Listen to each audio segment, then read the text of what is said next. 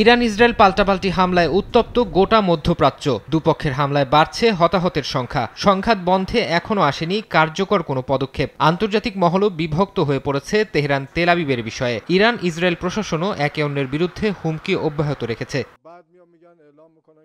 সোমবার ইরানের পার্লামেন্টে বক্তব্য রাখেন দেশটির প্রেসিডেন্ট মাসুদ পেজেশকিয়ান। ইসরায়েলি আগ্রাসনের বিরুদ্ধে দেশের মানুষকে ঐক্যবদ্ধ থাকার আহ্বান জানান তিনি। পেজেশকিয়ান বলেন, সহিংসতা আর হত্যার মাধ্যমে ইরানকে বিশ্ব মানচিত্র থেকে মুছে ফেলা সম্ভব না। বিশ্বের কোনো শক্তির কাছে তেহরান মাথা নত করবে না বলেও মন্তব্য তার। ইসরায়েল ইরানের মধ্যে বাড়তে থাকা উত্তেজনা ও আঞ্চলিক নিরাপত্তা পরিস্থিতি নিয়ে ফোনালাপ করেছেন মার্কিন প্রেসিডেন্ট ডোনাল্ড ট্রাম্প ও তুরস্কের প্রেসিডেন্ট রিসেপ তাইপ এরদোয়ান। সংঘাত বন্ধের মধ্যস্থতায় তুরস্ক প্রস্তুত আছে বলে ট্রাম্পকে জানান এরদোয়ান। একই সঙ্গে কূটনীতিকেই ইরানের পারমাণবিক সমস্যা সমাধানের একমাত্র উপায় বলে ট্রাম্পকে জানান এরদোয়ান। ইসরায়েলের সঙ্গে চলমান সংঘাতে ইরানের পাশে দাঁড়িয়েছে পাকিস্তান। দেশটির প্রতিরক্ষা মন্ত্রী খাজা আসিফ ইসরায়েলের বিরুদ্ধে মুসলিম বিশ্বকে ঐক্যবদ্ধ হওয়ার আহ্বান জানিয়েছেন।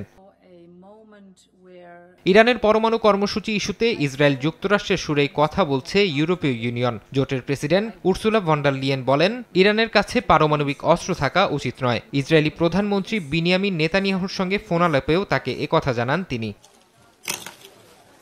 ইসরায়েল ও ইরানের মধ্যকার চলমান সামরিক সংঘাতের মধ্যেই ইউরোপীয় ইউনিয়নের পররাষ্ট্রনীতি বিষয়ক প্রধান কায়া কাল্লাস মঙ্গলবার একটি ভার্চুয়াল বৈঠকের আহ্বান জানিয়েছেন। এই বৈঠকে ইউরোপের দেশগুলোর পররাষ্ট্রমন্ত্রীরা অংশ নেবেন।